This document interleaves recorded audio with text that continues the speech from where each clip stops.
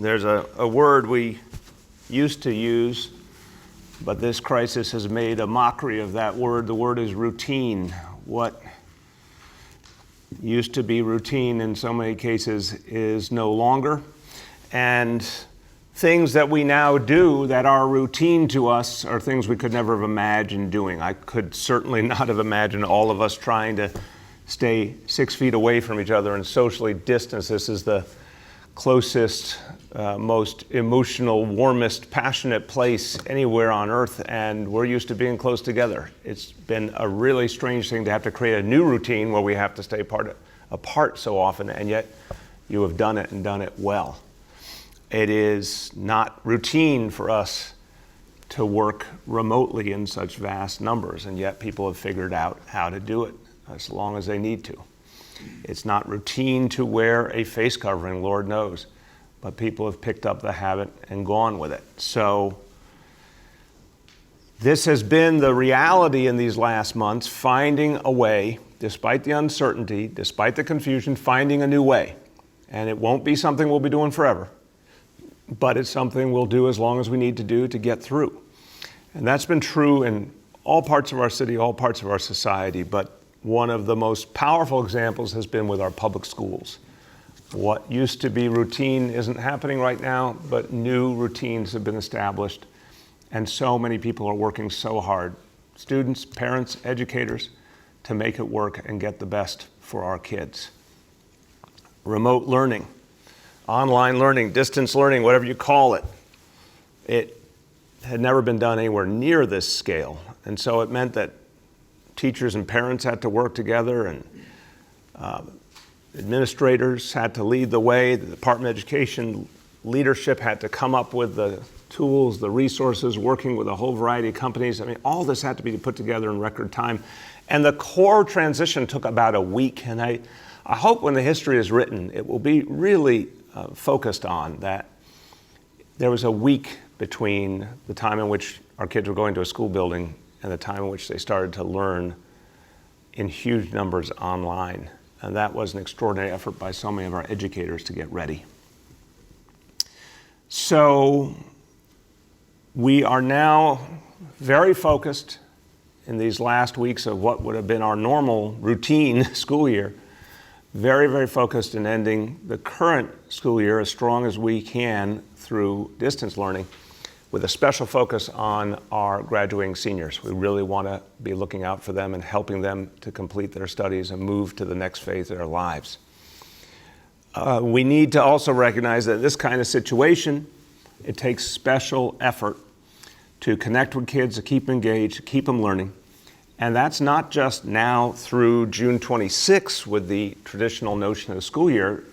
We're in a whole new reality, so we see the opportunity to keep helping our kids learn, extending all the way through the summer. Remember, distance learning creates challenges, but also creates a world of possibilities. And for so many kids, this summer will be a chance to keep learning, either because they need a little extra learning and a little extra time, or because it's something they want to do to keep building up their academic strength. So let's talk about summer learning. We see it in the positive vein. Glass could be half full or the glass could be half empty. I'll tell you, my approach to life is to look for the half full. I know the Chancellor shares this view. We see this as a summer where unprecedented learning can happen, and it can propel us forward into the new school year. So we've had the opportunity in these last months to learn. Our educators have done amazing work with distance learning, and in the process figured out what works best, and are learning all the time how to do it better. And we're going to apply those lessons this summer. We have a number of students that need to be in summer learning, students who need summer learning to help them finish out the school year strong and get ready for the next one. It's about 67,000 students in grades 3 to 8, about 83,000 students in grades 9 to 12, and then students with individualized education programs, special education students, 27,700. When you put that together, almost 178,000 of our students will continue in summer learning. It's going to be a huge effort, an unprecedented effort, and the goal is simple, and we believe we can attain the goal: give every child what they need. It will look different, obviously, depending on the grade level, the age of the student, and it will take creativity, it will take a lot of innovation along the way. Who better to do that than someone who's not only devoted his life to education and has been a leader of education all over the country, but someone who knows a whole lot about how to bring a school system back after a crisis. Chancellor Carranza previously served as superintendent of the Houston Public Schools, and he was there when Hurricane Harvey hit and decimated Houston and disrupted public education and everything in Houston.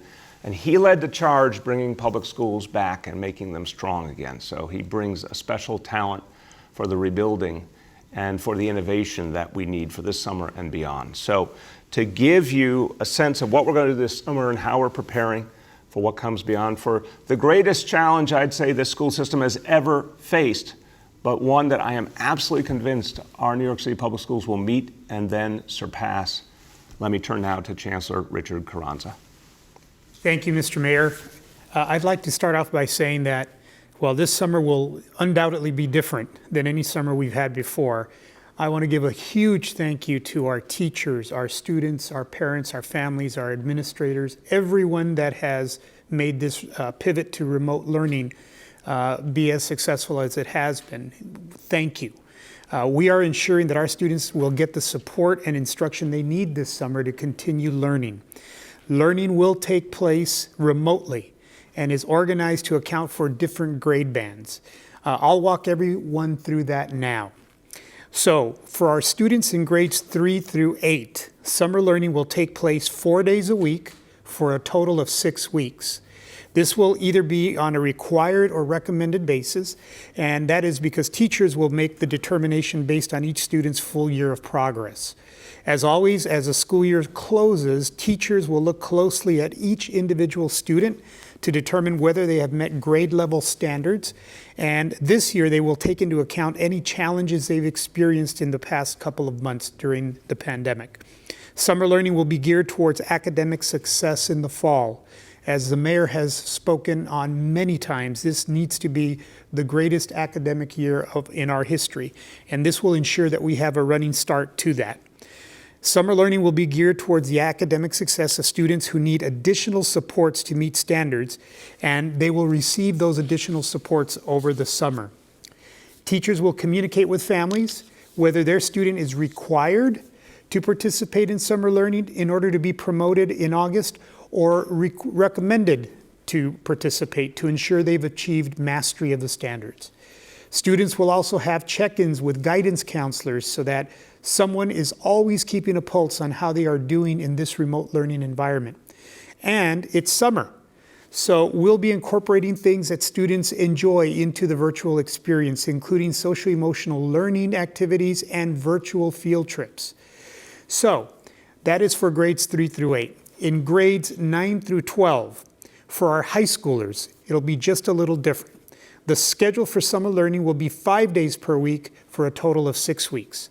Students will have up to 5 hours of instruction daily in subjects they received a course in progress mark for, or if they failed in a prior semester. Like elementary and middle school students, these students will also have one-on-one check-ins and important enrichment activities as well. Again, we want to make sure that students are being supported not only academically, but in their social-emotional needs as well.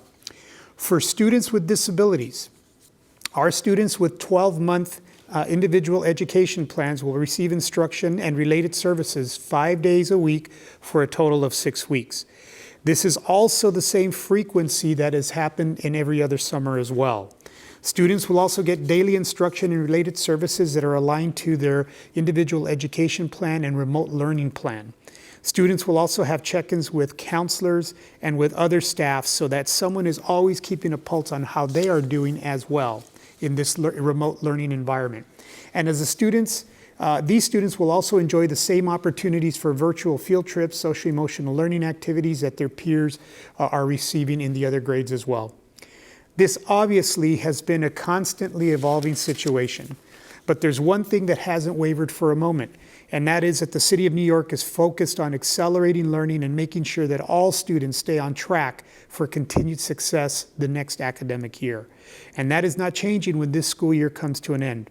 Our priority continues to be the summer learning model that is to keep our students on track and ready to hit the ground running in September. Before I turn it back over to the mayor, I want to acknowledge our educators once again, who have worked so hard and adapted to these new realities with unparalleled spirit and enthusiasm and dedication. I hope that many of you decide to continue to teach in the summer. We need you and our students need you. Applications will be open this week, and we encourage our educators to apply.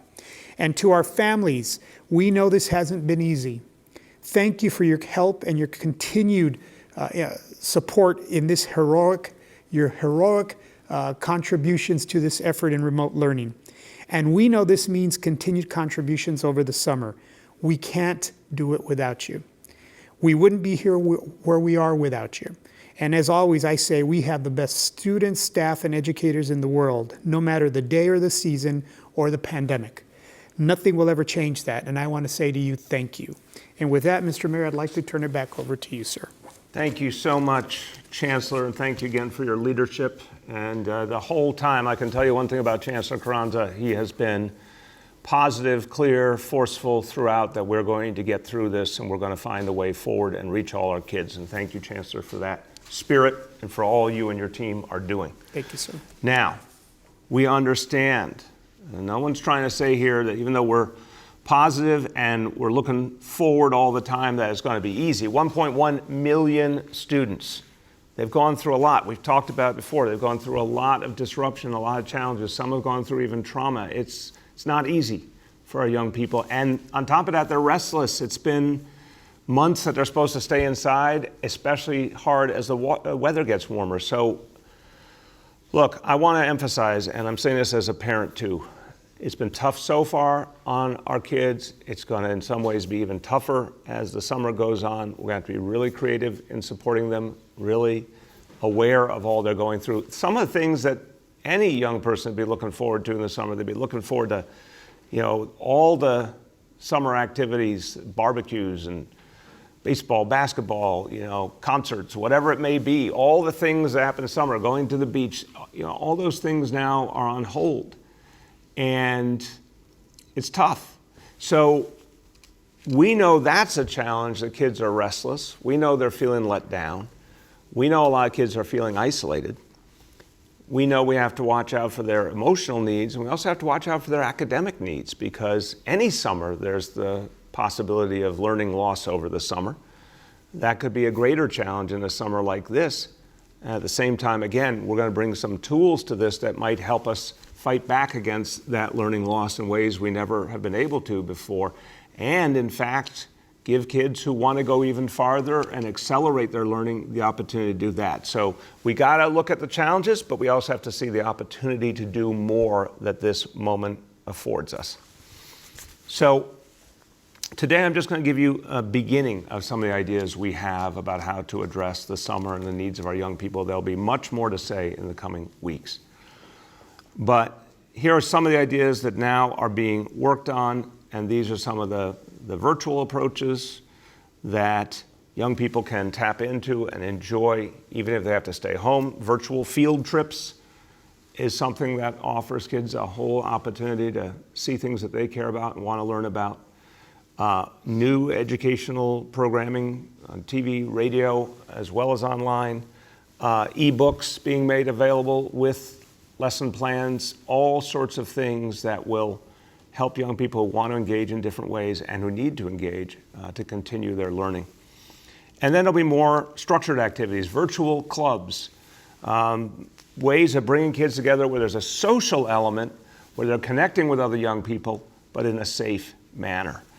These kinds of ideas are being worked on. We're working with museums, we're working with libraries, we're working with the private sector to come up with more and more engaging ideas. And a lot of people want to help our young people. Talk to a lot of folks in the media and entertainment world. They want to help provide new and better options for our young people. So this is a little framing of what is to come, much more to say in the next few weeks. but we're going to provide a rich range of options and safe options for our young people. Okay, now, one of the things that has become clear in this crisis is when you need to do distance learning, when you need to do online learning, you got to have a device to learn on, you got to have internet service. And we've all known about the digital divide, we've all talked about the digital divide, but it became very real and very tangible when this crisis hit, because we knew a lot of kids couldn't get what they needed because they didn't have the technology. And so the chancellor and his whole team, they really very urgently and immediately said, we're going to solve this problem right now. They went out and acquired 300,000 iPads, and we have been reaching out incessantly over the last weeks to find any family that needed one for their student. The original goal was 300,000 to be distributed to public school students. We kept reiterating the opportunity, and many people signed up, but we saw there still weren't as many signups as there were iPads, so we opened it up further. And we said, if you're a student with disabilities who goes to a private school, an independent school, a religious school, we want to help you too, and we'll provide these iPads to you. And more people signed up on top of that. So as of today, we met our goal for the end of April of sending out an iPad to everyone who had signed up at that point. But then as we open the doors further, more and more have come forward. So now, as of today, 284,000 iPads have been delivered. 5,000 more have been shipped and on the way, and there are requests for more on top of that. The number now will reach 297,000. And I want to remind everyone out there that if there's still any young person in our public schools who does not have a device, who does not have internet service, you still can sign up, call 311. We'll still make sure an iPad gets to you. The goal is to give every student the ability to learn, every student the access to all of this new programming that's being put together. And we understand the challenge, but we also understand what is called on us as adults, what we're called on to do, which is to create the best, most positive, most usable summer learning approach in the history of the school system to lead into the strongest, best school year in the history of this school system. We have to aim high. And I'm saying this from the beginning, and I'm going to keep saying it throughout. Our educators have done an amazing job these last months. Our parents have too, our kids have too. We're going to keep building that momentum. When we come back in September, we're going to do things that have never been done before to accelerate the learning of our students, so they will catch up from anything that might have been missed in this crisis and then go beyond. Before this crisis, New York City public schools were getting better all the time. We are not going to let that momentum slip. We're going to take this moment, this heroic moment, what we've seen from our educators, and we're going to build upon it and create a new kind of momentum. You know, lots and lots of people are asking questions about what's going to happen in the fall, and it's still too early, of course, to predict. But I'll tell you one thing, when we look to the fall, when we look to everything we want to do to reopen schools, unquestionably, number one factor will be safety, the health and safety of our children, our parents, our educators, our school staff. And we've been looking at that from the beginning, and that's going to be the first question in answering all of the challenges ahead. Now, that would have been true had we not seen the developments in the last few weeks. But obviously what we've seen with this new syndrome, MIS-C, causes us additional concern because it's about safety and health. So if something new is happening or something has become evident that wasn't evident before, we're going to focus on it, stay focused on it, and it of course will be a factor in making decisions about what we do with our schools going forward. Multisystem inflammatory syndrome in children. This is the name that the Centers for Disease Control has now given it. This is what we will refer to it as. And I told you yesterday, new guidance has come from the CDC, and we're working with that now. So MIS-C. The symptoms are there on the screen. We've talked about them a number of times. If any child in your life has those symptoms, particularly in combination, please call your doctor immediately. If you don't have a doctor, call 311.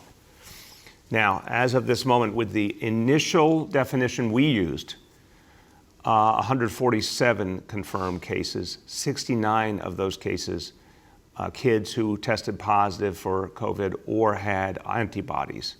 One child has been lost, and obviously we never want to lose another child. We're going to have more updated information with the new categories, the new specifications we've gotten from the CDC. We will keep updating you on what we're learning as a result of the work the CDC is doing. But the bottom line is it is so important to just get the message out. Early detection makes a huge difference.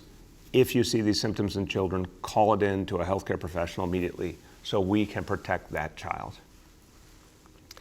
Now, to protect all of us, we need to make sure our hospitals, our healthcare providers have the blood supply that they need. Normally, honestly, this is something that year in, year out, the blood supply is secure, it's strong. We've really not had a situation like this before. I've talked to a lot of our health leaders and they don't remember anything like this, but it stands to reason. We've never had an economic shutdown before. And a huge amount of the blood supply came from corporate blood drives by different organizations, charitable civic organizations, government agencies typically would do a blood drive. So all of that's been cut off and disrupted. Therefore, the blood supply has gotten lower than we ever could have imagined. Now, we're going to put additional safeguards in place going forward to make sure that we don't have this kind of situation again, and we're encouraging all New Yorkers who can give blood to do so right away. We started talking about this a couple of days ago. So far, 2,500 New Yorkers have made appointments to give blood just in the last few days. That's a great start. That's going to help a lot. But I want to see thousands more come forward. I'm going to do it myself. I want to see thousands come forward to give blood to make sure our hospitals have what they need.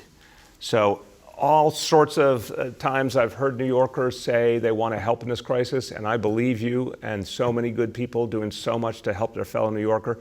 If you can give blood, this is a good moment to give back to this city. This is absolutely a reason to travel, to go and give blood.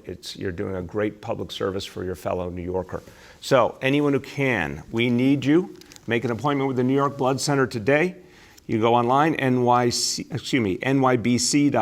I'll say again, nybc.org, or you can call 800-933-2566 and make an appointment and give blood and save lives. Okay. Now, when we think about what we've learned, and we've all learned so much during this crisis, here's a disease that, again, less than a year ago, no one had heard of in terms of it being something that affected human beings. And we've all had to make so many adjustments, learn so much, and we still don't know everything that we need to know about this disease. The entire international medical community doesn't know enough. But there's some things we do know, and one of the things we've seen here in the city and around our nation is that this disease amplifies the disparities that already exist in our society. And it's painful because we're talking about disparities based on race and class. We're talking about both ethnic and economic disparities that have plagued our city, our nation. And once again, we see that those who are suffering the most, lower income folks, folks in communities of color, folks in the immigrant communities. So that has been the healthcare reality, but we know on top of that, adding to the pain, has been the economic impact as well. This double crisis, the worst healthcare crisis in a century in this country and the worst economic crisis since the Great Depression. What a horrible 1-2 punch, and of course, communities that were already hurting are now taking the hit even harder. We, the city of New York, our city government, we're going to fight back. We're going to use all our tools to fight disparity. We've been doing that in so many ways over the last 6.5 years. We're going to amplify those efforts. And that means every conceivable form of redistribution. That means making sure that we get resources to folks who have been unfairly denied resources, unfairly denied opportunity. And one of the best ways to do that is ensuring that more and more business goes to minority and women-owned businesses. We do that through a very aggressive MWBE contracting effort in the city of New York that's been growing by billions and billions of dollars every year. But we have to go even farther. We have to come up with new approaches, new innovations. We have to reach more and more MWBEs, because that is an act of fairness and justice, because we know when we provide resources to an MWBE, that money goes right into the neighborhood and circulates in the neighborhood and provides economic empowerment. People get hired. People who learn at one business start their own business. It's important anytime, but it's particularly important in the light of this crisis. So we've had extraordinary efforts by those working on our MWBE initiatives over these last years. I want to thank our Deputy Mayor, Phil Thompson. I want to thank the man who led so many of our efforts, Janelle Doris, as director of our MWBE office, who has now become our Commissioner for Small Business Services. Greg Bishop, who was that commissioner, now my senior advisor, to help us build a whole new initiative to help small businesses in this city. They all made major, major contributions. But with Janelle taking on his new role, I have the honor of naming a new senior advisor and director for our MWBE office. The important thing to think about here is that we've got to do something transformative. We've got to do something different. And to do that, I wanted someone who had already proven her ability to make change and to take us places we hadn't been before. Magali Austin, known as Maggie. Maggie has served for years as our Chief Diversity and Industry Relations Officer for our Department of Design and Construction, DDC. Department of Design and Construction does a huge amount of work around this city. And what we saw, as with so many agencies, was there were extraordinary opportunities going missed to help minority and women-owned businesses to get a chance to win those contracts and build up their businesses and serve their communities. Maggie took a situation where there was many missed opportunities and turned it into a situation where opportunities were being fulfilled for so many companies. She did extraordinary work at DDC. She oversaw a portfolio of projects valued at over $20 billion, a team of almost 1,400 employees that she worked with to make change. And she did it very, very effectively. Maggie is a New Yorker through and through, grew up in the city, St. John's graduate, someone who loves and knows this city. So she is going to take the work that's been done these last years, and that has included more than doubling the number of certified MWBEs that can get this work with the city, and the huge expansion in contracts that has existed, and she's going to supercharge it, take it forward, and take us to a new place. And that is going to help us address the economic disparities and help communities back on their feet. So welcome, Maggie. I know you're going to hit the ground running, and we are going to be depending on you to help us fight our way back from this crisis. Okay, so I am thankful for the very, very talented members of this team who do such good work for the people of New York City. And I like to express that thanks all the time. And I've been noting lately when there are particular days or weeks or months that celebrate our public workforce and all the people who do so much good for us. So here is a moment where there's an annual week devoted to some heroes who we should be appreciative of anytime, any year. But this year, in this crisis, they have done extraordinary things. This week for 2020 is FDNY's EMS week. And it is falling at a very fitting time because our EMTs, our paramedics, our EMS staff have been superstars.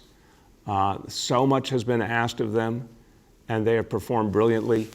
This was literally, weeks ago, we hit the point in the entire history of New York City, the most calls went to EMS in its history. And it held, extraordinary organization held no matter what was thrown at it. Thank God the numbers have come way down and things are substantially back to normal. But these heroes, they went through so much and they did so much good and they saved so many lives. I think of all the members of EMS who fought so valiantly through this, but I particularly think about the 4 members of EMS who lost their lives in this crisis. EMT Gregory Hodge, EMT John Redd, EMT Idris Bey, EMT Richard Seabury. These were members of our EMS, valiant New Yorkers, gave everything they had to save lives and protect people. We've lost them, and we need to honor them and remember them. And we also need to think about a man who came here from Colorado to help us. He didn't have to, he chose to. Paul Carey, serving as a paramedic here at the height of the crisis, and we lost him to the coronavirus as well. And we will remember all of them, and there's a special place in our heart for Paul's family. They will always be regarded by us as New Yorkers, and we'll always be there for them.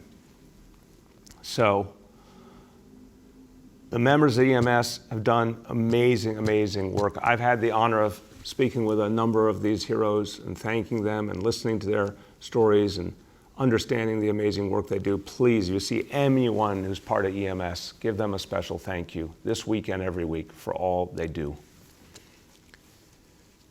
And we all know we've lost not just these extraordinary members of EMS, we've lost other first responders in this crisis. We've lost public health care workers. We've lost people who work in city agencies and served us. People who weren't famous, but people who were there for their fellow New Yorkers. We've lost a lot of public servants to this horrible disease that came out of nowhere and has afflicted us so deeply. 270 New York City employees have been lost to the coronavirus, 270. And it's so important for us to say to their families that we will be there for you, not just words, but deeds. We will be there for you. We owe that to you. Your loved one gave their all to us. We will be there for you. A few days ago, we extended health insurance for an additional 45 days to families of city employees that we've lost. That was at the request of the Municipal Labor Committee. And we've been fighting to get more and more benefits for the families who have lost loved ones in the federal stimulus legislation. And there is some very good activity in Washington. I want to be clear, in the stimulus passed by the House, in a separate bill passed by the Senate, sponsored by Senators Schumer and Gillibrand. Very good steps are being taken to help first responders, to help people who have been heroes in this crisis and the families of those we've lost. But we need to go farther. We waited to see what was going to happen in Washington. What we've seen is a step in the right direction, but it's not enough. So we need to go farther. Many leaders have called for new and better approaches to helping those that we have lost and their families. And I want you to know, everyone who's been raising the concern, I've been listening. Members of the City Council, I know in particular, Councilmember Danique Miller, Councilmember Joe Borelli have been two of the particularly strong voices. So I've come to the conclusion that the right thing to do is to help the families who have lost their loved ones, to give them line of duty benefits. This horrible crisis came out of nowhere, grabbed this city, and these valiant city employees kept fighting no matter what. The city of New York believes, I believe, they deserve, their families deserve line of duty benefits for any death that was connected to COVID-19.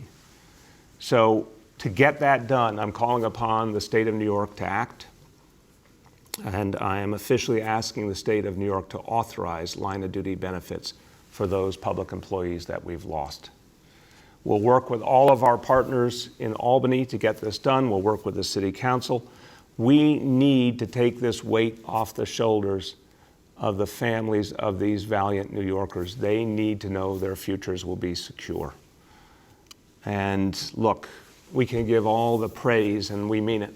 I know I speak on behalf of 8.6 million New Yorkers when I express my condolences to the families who have lost their loved one, my appreciation for all these public servants we've lost and all they've done for us. But these families need to know that they will be protected, and that's why we're going to fight for line of duty benefits for them to protect their futures.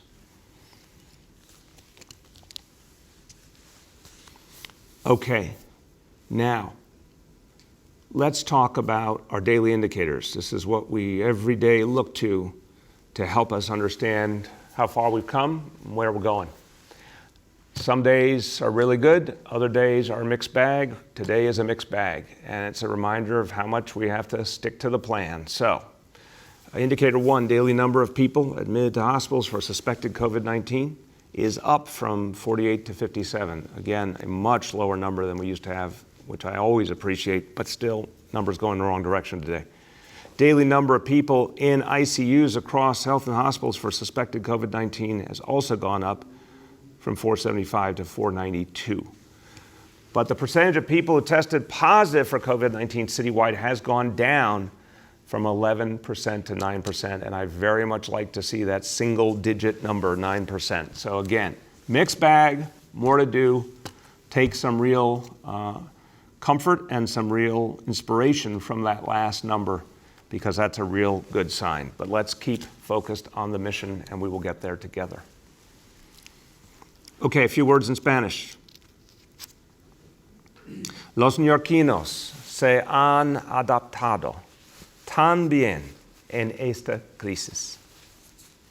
En ningún lugar más que en nuestras escuelas públicas. Nuestros hijos necesitan desafío y enfoque. Y eso es justo lo que les vamos a dar este verano. Vamos a estar listos para que este próximo año escolar sea el mejor en la historia de nuestra ciudad. With that, we will turn to our colleagues in the media. Please let me know the name and outlet of each journalist. Just a quick reminder that we have Chancellor Carranza in the blue room, and on the phone we have Dr. Barbeau, Dr. Katz, and Commissioner Campion. Alex from Chalkbeat is up first. Alex? Mr. Mayor, two quick questions. One, I'm assuming the expansion of summer school is meant to help students who have struggled with remote learning.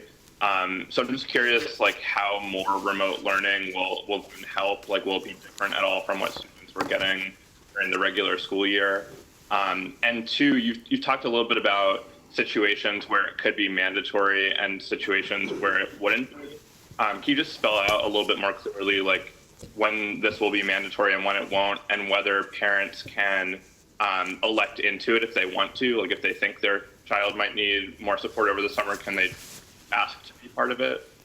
Alex, I'll start and turn to the Chancellor. Look, the question's fair. If a kid hasn't done everything they need to, how does more help them? Well, first of all, I'd say a lot of kids, the disruption, the having to get used to a new model, there's a certain amount of drag, there's a certain amount of acclimation, and that's true for all of us. Educators getting in the swing of it, parents getting in the swing of it, kids getting in the swing of it. Also, a lot of kids, as we said, didn't have the technology, we had to get it to them. But I think it's really true to say with every passing week, everyone's learning how to do it better. So if a young person couldn't get done everything they needed to do, but we have, more time and a more flexible approach that we can apply in that time, it stands to reason that you're going to see additional gains. So that's something that I'm convinced is going to work for a lot of kids. With that, on the other questions you asked, turn to the Chancellor. Yes, so thank you. Thank you, Alex. I think what's important to understand here is that the people who know their students best are parents, teachers, and principals. So the recommendations as to who is required to attend summer learning and who is recommended is going to be that individual analysis that teachers in communication with parents are having in terms of their child's academic progress. There are some students that will be required to attend summer learning. For example, students that at the end of the term are recommended for non-promotion. they'll be required to go to summer learning.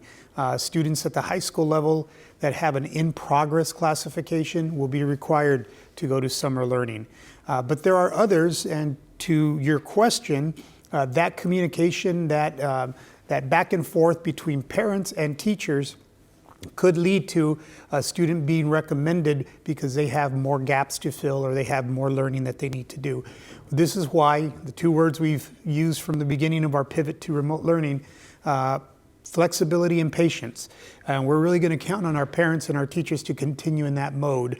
But there's a myriad of reasons why a student would be required or recommended. And again, the people that are best positioned to make those kinds of decisions are their teachers, principals, and parents working in concert. Emily from New York One is up next. Emily.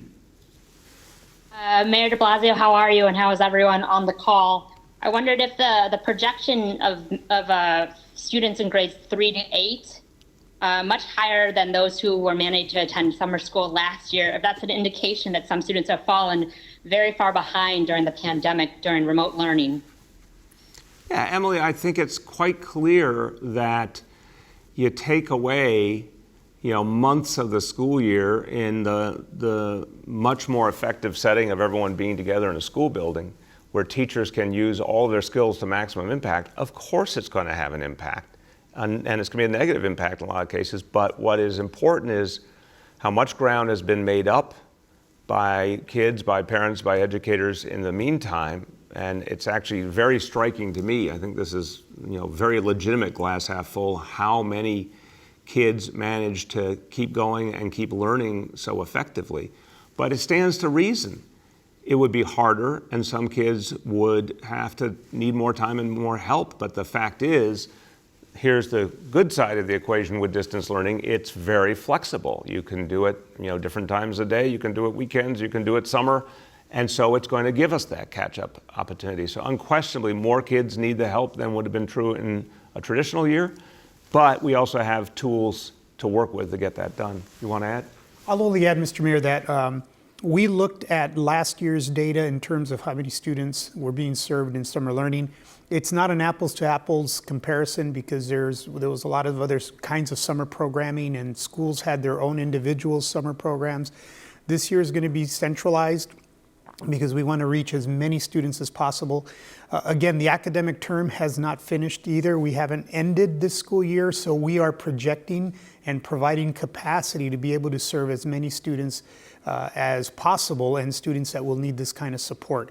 So it's a combination of both being prepared and also looking and triangulating the data from last year and looking at what should we be ready to do. We feel very confident that every student that needs this kind of support, and we want to make sure that teachers that recommend summer learning for their student, there will be a place for that student to be able to have that service. Sean from the Daily News is up next. Sean.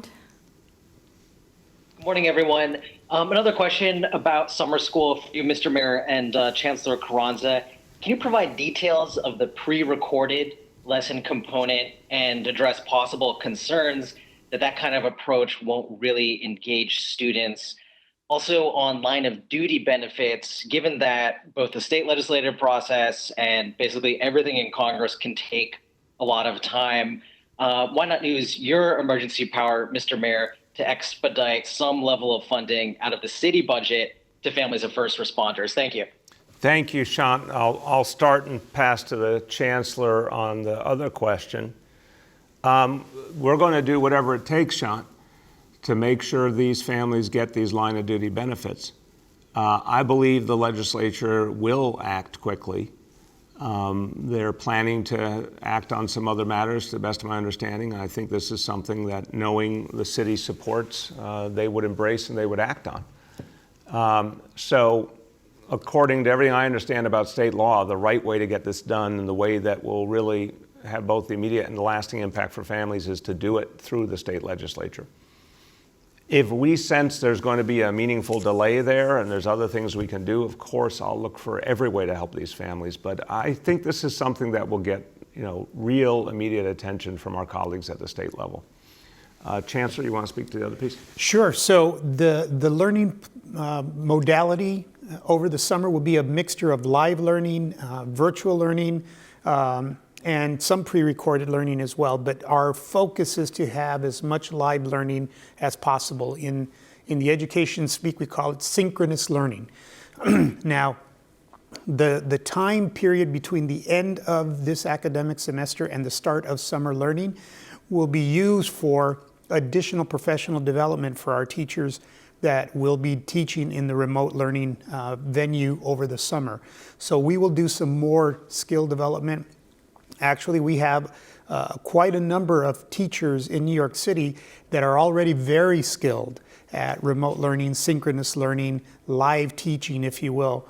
So we're going to also tap into their expertise and share that broadly over the summer as well as how we prepare for any eventuality as well. So it'll be a mixture, but again, it's all focused on making sure that students are engaged and they're making up or taking care of whatever educational requirements they need.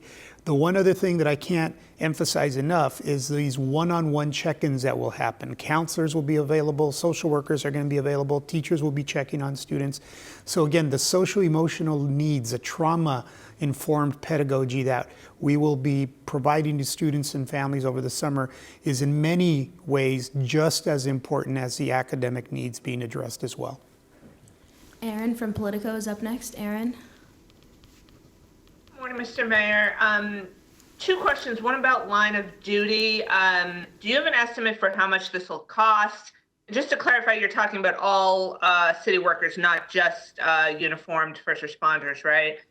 And my second question is, have you discussed with the governor what will happen if the city hits the state's indicators, but not the city's indicators? It sounds like you said the state indicators should be hit in the first half of June.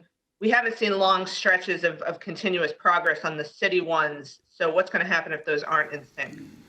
Aaron, on your first question, we'll get you the dollar estimate, but the bottom line, yes, all city employees who died because of COVID-19, so let's be clear, all city employees who died because of COVID-19, their families will receive death benefits. This is what the city of New York wants to see happen. This is what I want to see happen. Again, we'll go to the state legislature to get this done. We expect a lot of partnership there.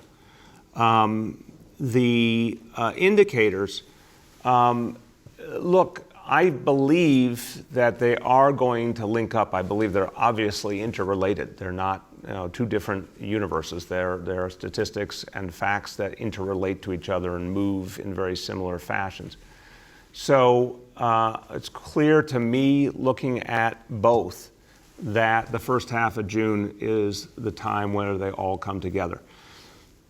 If we think for any reason that's not going to happen, we'll have that conversation with the state. But I think there's been tremendous unity with the state on the fact that we're going to be careful and smart about when to do the first steps of reopening.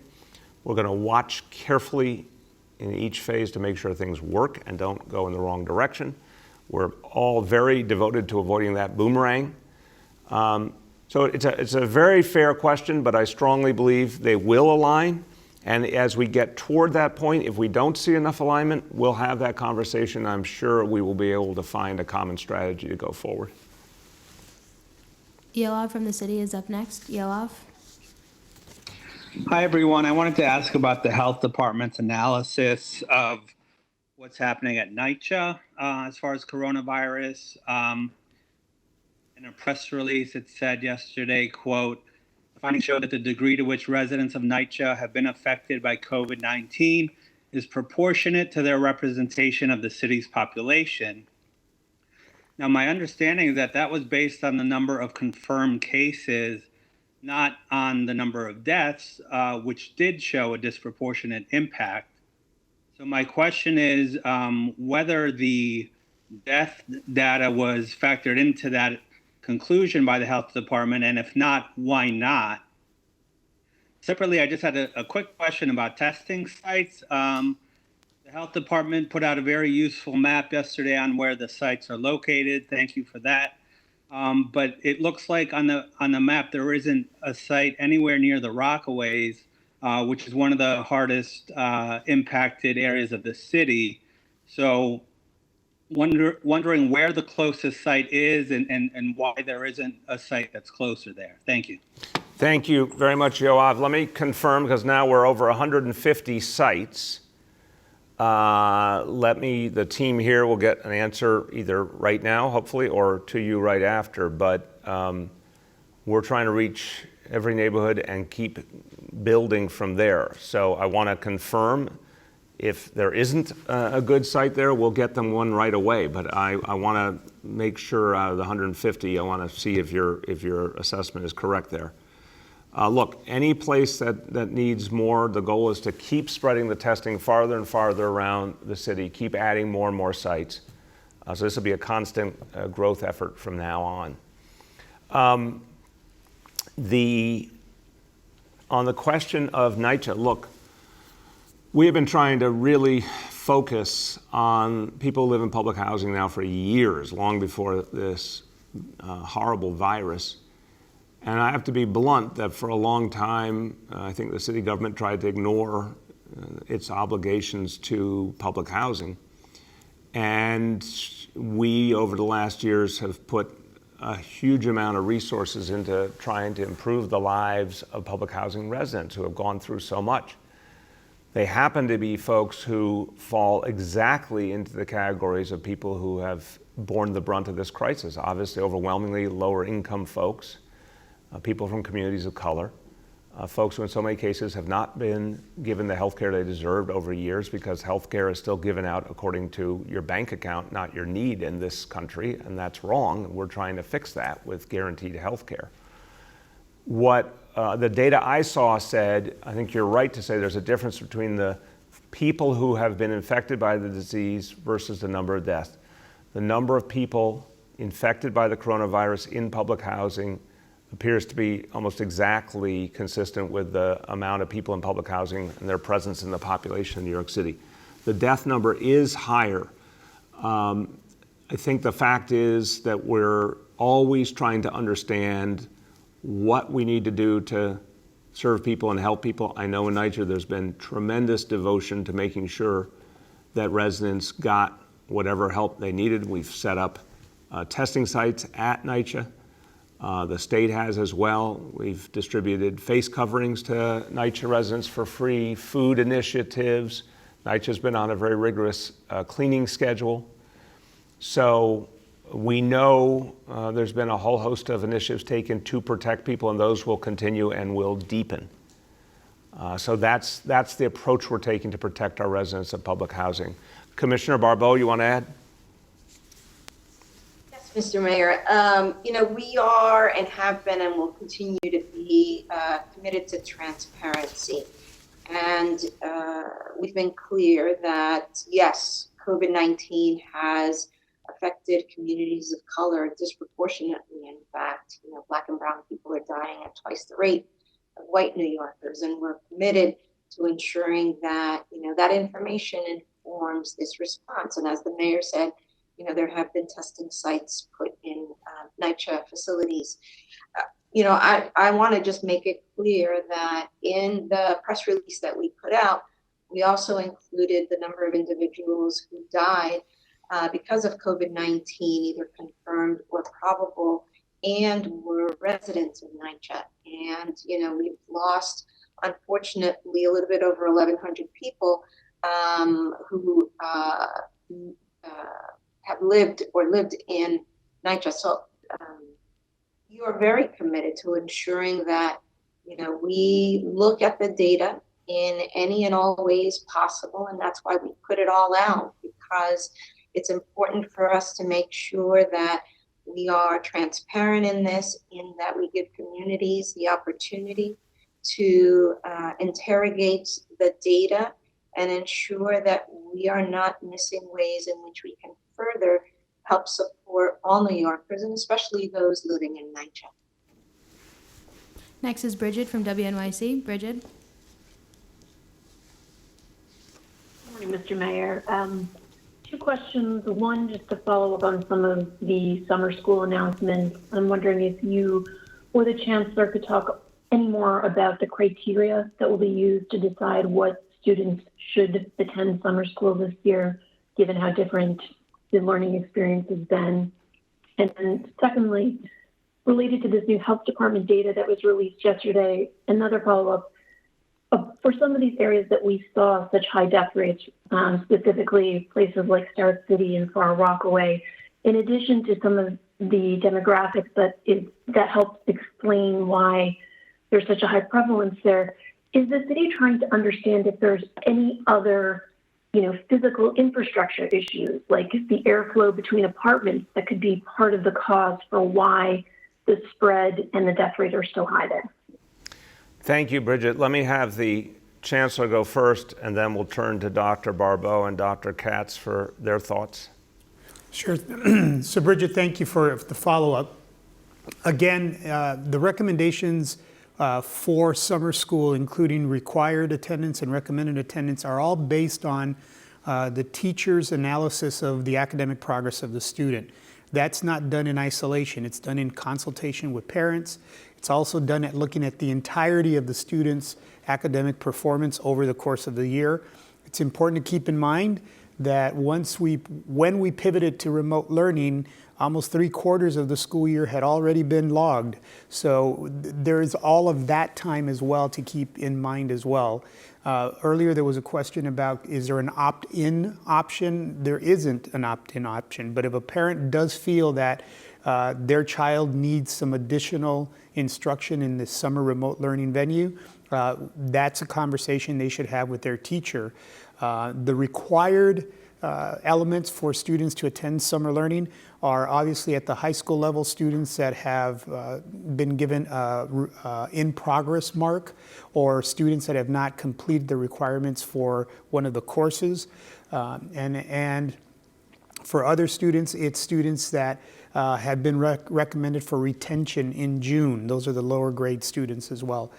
Those are the two hard and fast rules. The rest is really based on that analysis that teachers and parents and principals will make together as they look at the academic progress of their children. Thank you, Chancellor. Dr. Barbeau.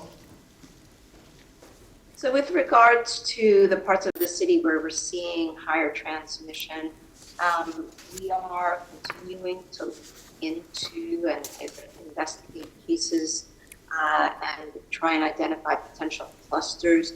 We have not identified any clusters that have been linked to transmission through, for example, apartment ventilation systems.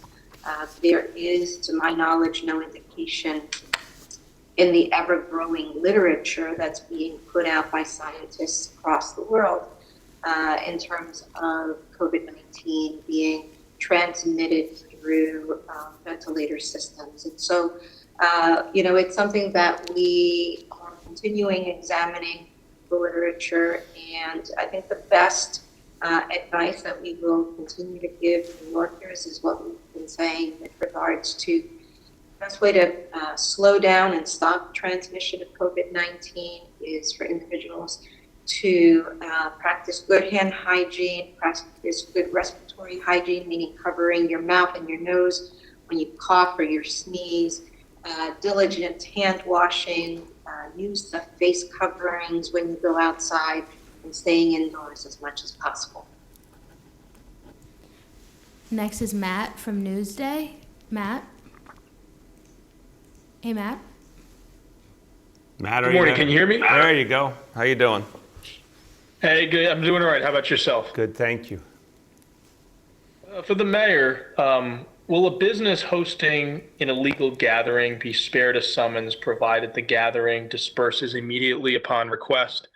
And for Dr. Barbeau, was the PPE in that depot at issue in March primarily intended for healthcare workers? Wait, say that again, please, that last part. Sure. For Dr. Barbeau, the PPE at issue at the depot in March, was it primarily intended for folks who are healthcare workers? So, Matt, let me start on that, and we'll turn to Dr. Barbeau, and then I'll answer your other question on the businesses. Again, I think the frame of the question misses the way we had to approach this from the beginning. And I was intimately involved in the efforts to find PPEs all over the globe to protect our people. I spent a whole lot of time, whether it was on the phone with the White House or FEMA, or whether it was calling people who had leads to get us PPEs, or talking to CEOs of companies who produce them, or working to get them produced here in New York City. So I can tell you from a lot of knowledge that from the beginning it was clear we were really in a dangerous situation of not having enough of a supply coming from the federal government or from the international market. And we had to keep building that supply rapidly. But we had to think about that supply in terms of the needs of our hospitals, our healthcare workers, and our first responders, because everyone was interconnected. An EMT or a paramedic who brought someone to a hospital was in the same connection that doctors and nurses were who treated that patient.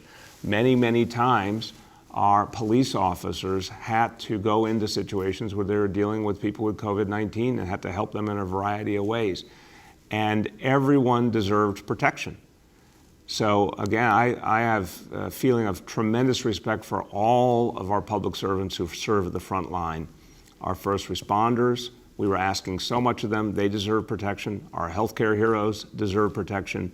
Our job was to take whatever we had, get it to everyone who needed it, and then keep finding more all the time.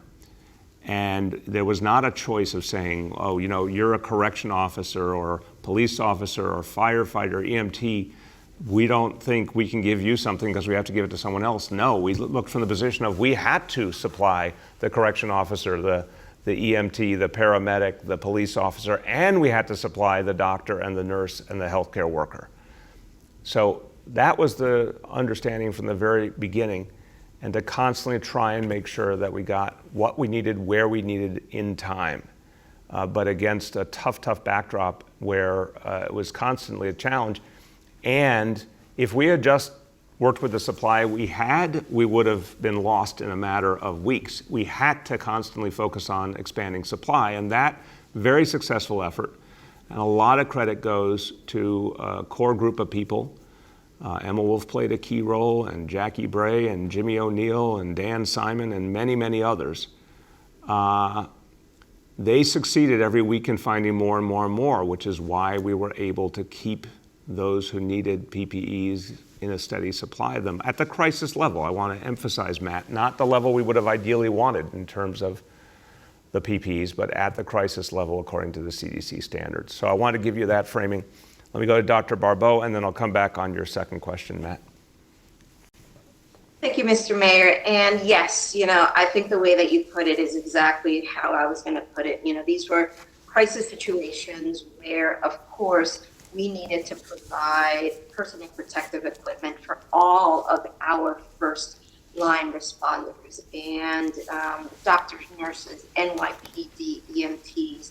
And we were making hard decisions all the time. And I want to just make sure that there's no ambiguity, that we value all of our first responders equally, and that we were all working under extremely tough situations, but that we were working as a team, and we were able to provide personal protective equipment for our first responders.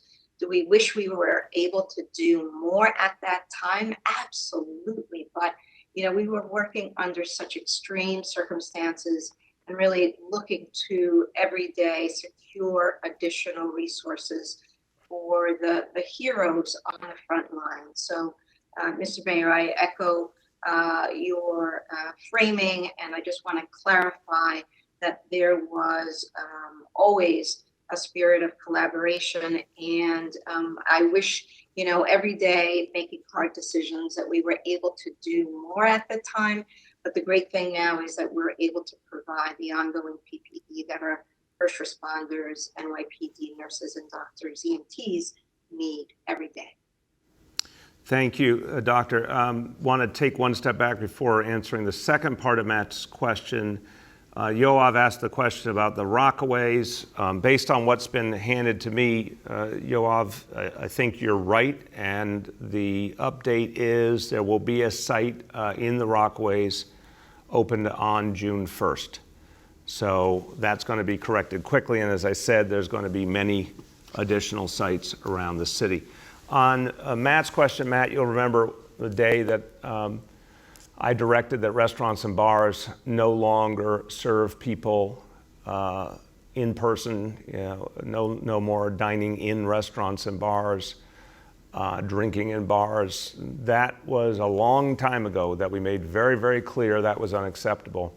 And you'll remember in the days after, we sent out a massive enforcement operation, and actually very few restaurants or bars were not complying, and most, if there was any outstanding issue, corrected it immediately. And we only found a few instances where there was resistance or unwillingness to address what needed to be addressed. And these are for-profit businesses. And where we found that, there were some summonses, but it was a handful. Since then, we have not found there to be a problem. We've had a few reports lately, but again, our goal is wherever possible, if we see a problem, we just want the problem corrected. We're not trying to take money out of people's pocket in the middle of an economic crisis. We want the problem corrected. If there's resistance to correcting the problem, then we will unquestionably issue summonses. If there's continued resistance, more summonses, or even close down a business or a building. So I think, as much as I understand the real desire to see clear, linear dynamics, the one thing I want to emphasize is the overwhelming reality has been people have done what we've asked them to do, and most people, when reminded, take the reminder and act on it accordingly. And we have very, very rarely, since this crisis began, had to use summons. But when we need to, we will. It's quite clear. If the only way to fix a problem is with a summons, we will absolutely use a summons. Jeff from the New York Times is up next. Jeff? Good morning to the mayor and the panel. Two questions. The first one is for Dr. Barbeau.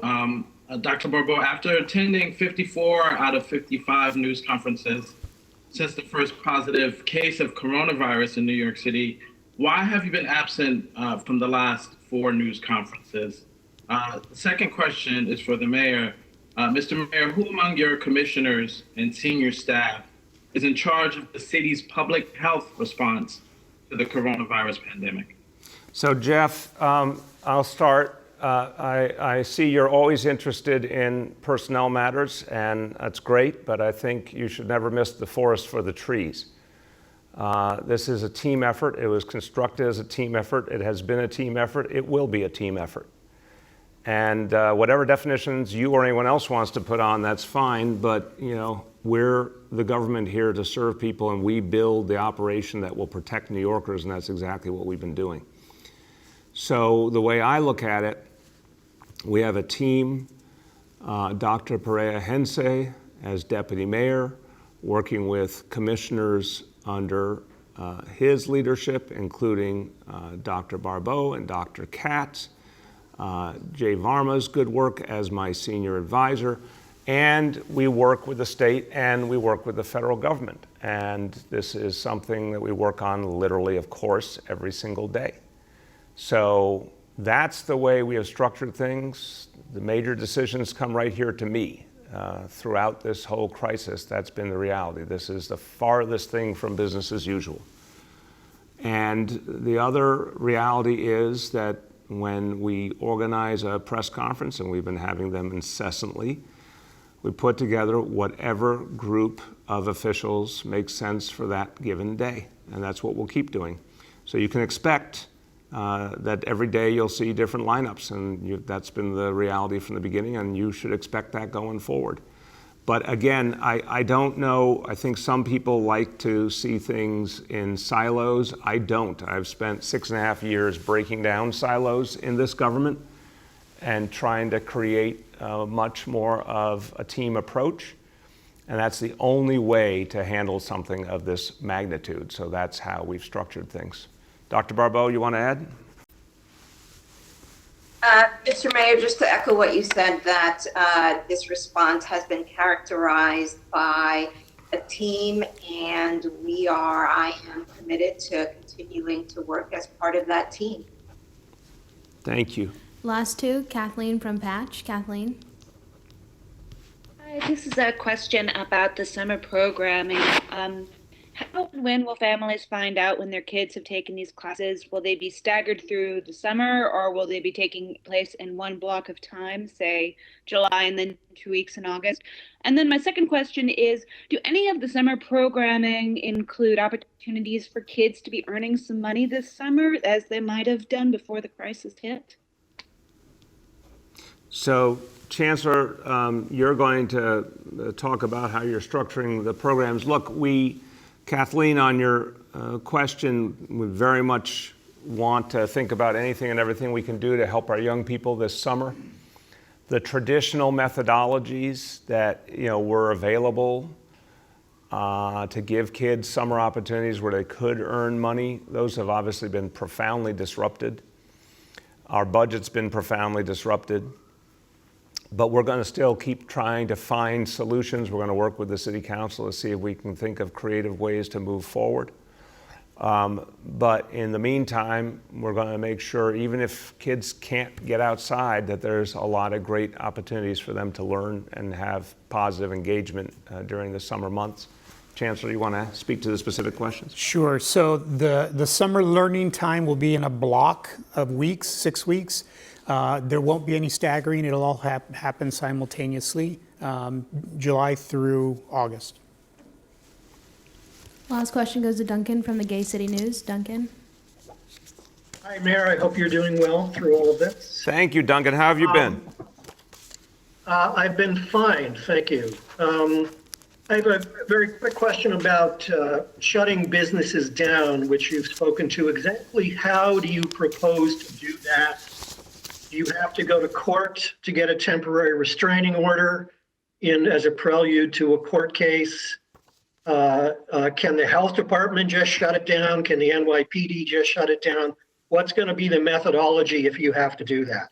It's a great question, Duncan, and I'm happy to say, and our team will get you the exact scorecard here, if you will, but I gotta say, whatever we may have thought would happen in a situation like this, our city has been amazing in the sense of how little we have seen.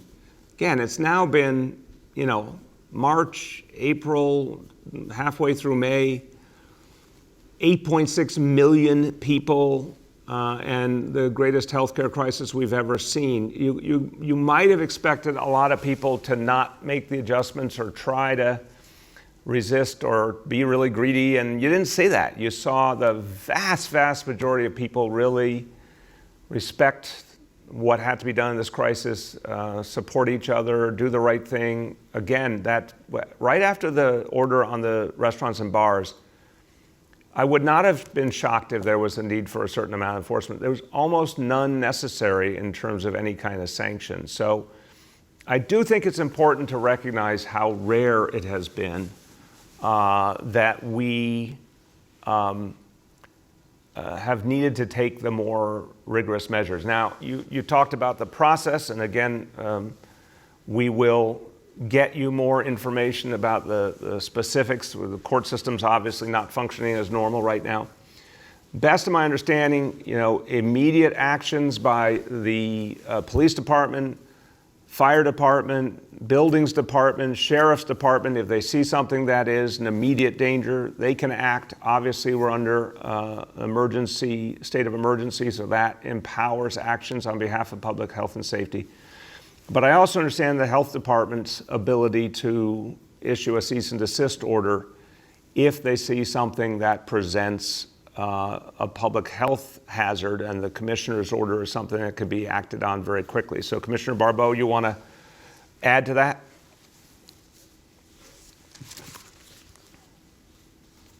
Well, let's try it again.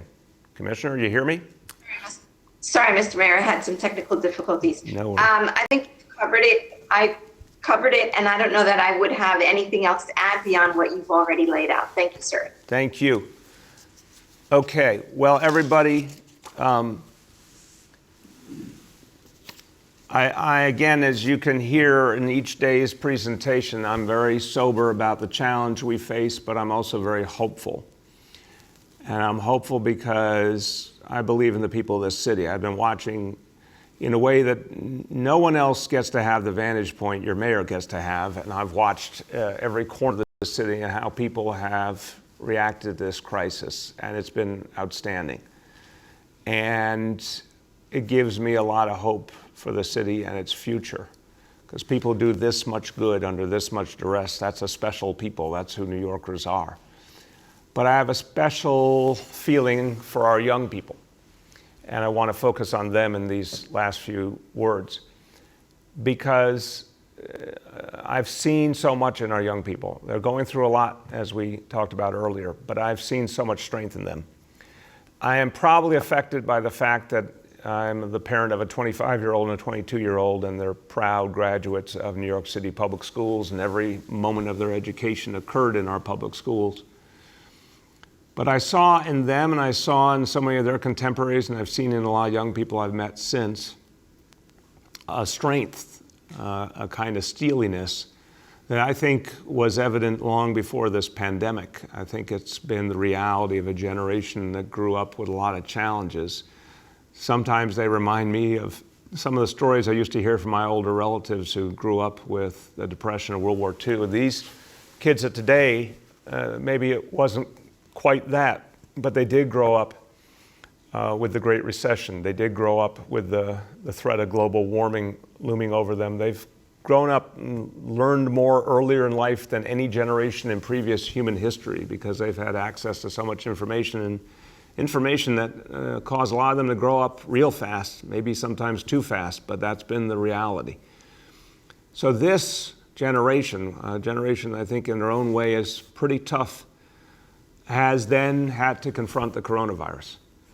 And it's asking a lot of our kids, but what we've seen already is how many of them have found a way and have found a way to keep learning, and found a way to, somehow make sense of a situation which is so confusing to all of us.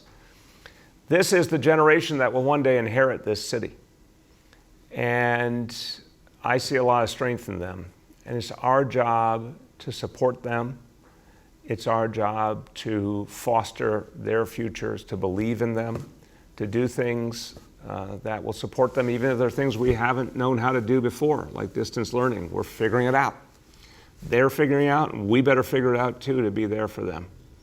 But I will tell you, when we come back in September, as I said, we're going to have the greatest school year we've ever had because we have to. We owe it to them. And they will be a new version of a greatest generation, and they give me a lot of hope in terms of what kind of city we can have in the future, because they will be ready, and it's our job to help them be ready. Thank you, everybody.